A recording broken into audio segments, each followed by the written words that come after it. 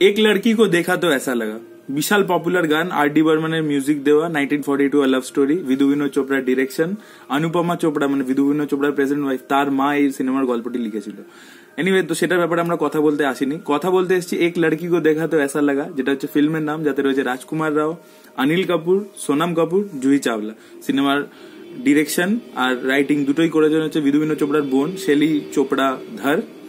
তো কারা কারা সিনেমাটা বুঝতে পেরেছেন ট্রেলার দেখে যে কি বোঝাতে চেয়েছে?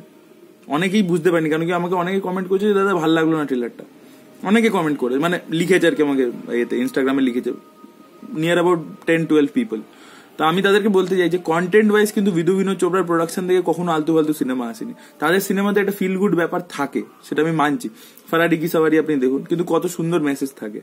3 ইডিয়টস পিকে ওগুলো তো বাদ দিলাম, ওগুলো তো রাজকুমার হিরানির হাত থেকে বেরিয়েছে, ওগুলো তো জেম। কিন্তু অন্য ডিরেক্টররাও যখন বানায় যে তখনও আপনি দেখবেন কিন্তু খারাপ হয় না। ফারাডি কি সাওয়ারি দেখে নিন, বিধু বিনোদ চোপড়ার প্রোডাকশন থেকে তো খুব একটা বেশি সিনেমা তারা মানে কোয়ান্টিটিতে বেশি বানায় না, বাট কোয়ালিটি ভালো হয়।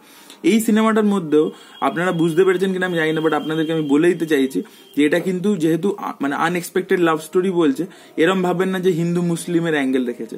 এখানে দেখানো হচ্ছে ট্রেলার থেকে, যদি আপনারা বুঝতে পেরে থাকেন বা যারা বুঝতে পারেনি তাদের জন্য স্পেশালি বলছি, সোনাম কাপুরের ক্যারেক্টারটাকে কিন্তু লেসবিয়ান দেখানো হচ্ছে এখানে।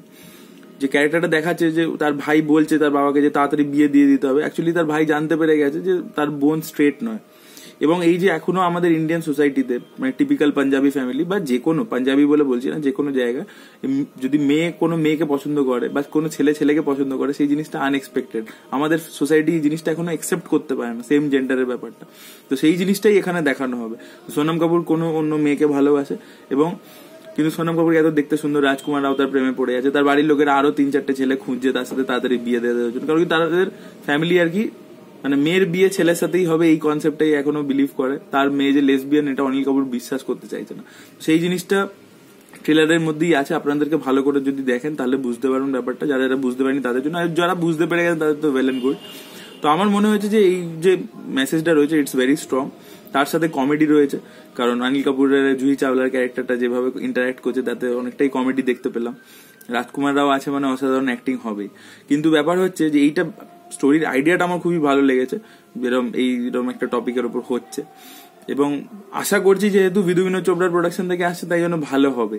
এবার দেখুন সবসময় স্ক্রিপ্ট হচ্ছে সবার উপরে, কারণ কি ফানে খাতেও রাজকুমার রাও অনিল কাপুর ছিল, দুজনেই খুবই ভালো অভিনেতা, কিন্তু তাও সিনেমাটা চলেনি কারণ সিনেমার গল্প ঢিলা ঢালা ছিল, ভালো ছিল না, স্ক্রিপ্ট পুয়ার ছিল। তো এটা স্ক্রিপ্টটাকে ভালো হতে হবে। তো যাই হোক, ট্রেলার দেখে তো ভালোই ফিলিং আসছে, এবার দেখা যাক সিনেমা এলে আরো বোঝা যাবে।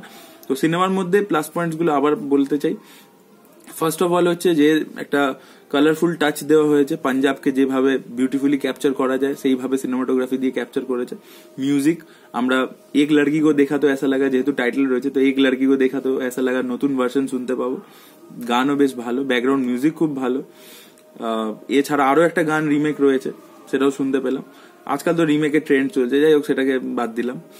আচ্ছা, এছাড়া ভালো ভালো অভিনেতারা রয়েছে এবং তাদের পারফরমেন্স এরম সিনেমাতে যেরকম দরকার। রাজকুমার রাও এটা খুবই সিরিয়াস টাইপের সিনেমা নয়, ট্রিটমেন্টটা সিরিয়াস নয়, টপিকটা সিরিয়াস বাট ট্রিটমেন্টটা is lighter, on a lighter note. তাই জন্য রাজকুমার রাওয়েরও সেরকম পারফরমেন্স, অনিল কাপুরেরও সেরকম পারফরমেন্স, এবং সোনাম কাপুরকে বেশ প্রমিসিং লাগলো। দেখা যাক, সোনাম কাপুর ভালো অ্যাক্ট্রেস, নির্যাতে যা কাজ করেছে সেটা দেখে আমার মনে হয়। তবে সোনাম কাপুর অনেক উল্টাপাল্টা সিনেমা করে যেগুলো আমার ভালো লাগেনি। যাই হোক, তার ব্যাপারে কথা বলছেন, তো পারফরমেন্স ওয়াইজ প্রমিসিং লাগছে। তো দেখা যাক, বাকি তো সিনেমা এলেই বেটার বলা যাবে।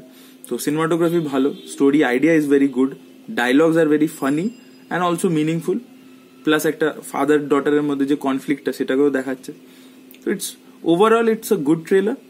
অ্যান্ড বাকি তো সিনেমা এলে তারপরে বোঝা যাবে। 2019-এ আসছে, তো দেখা যাক এরপরে। এবং বিধু বিনোদ চোপড়ার প্রোডাকশন থেকে এলে একটা এক্সপেকটেশন থাকে যে ভালো হবে। এবং কো প্রডিউসার হচ্ছে ফক্সস্টার স্টুডিওস, এই স্টুডিও থেকেই সঞ্জু এসেছিল। আর জানেন তো সঞ্জু কি করেছে এই বছরের, আই থিঙ্ক সবার চেয়ে বড় হিট সঞ্জুই তো I think. That was it guys. আপনাদের কেমন লেগেছে ট্রেলারটা কমেন্ট সেকশনে জানাবেন। এই ভিডিওটা ভালো লেগে থাকলে like, share and subscribe to my channel, and don't forget to hit the bell button to get all the notification. Thank you so much, bye by.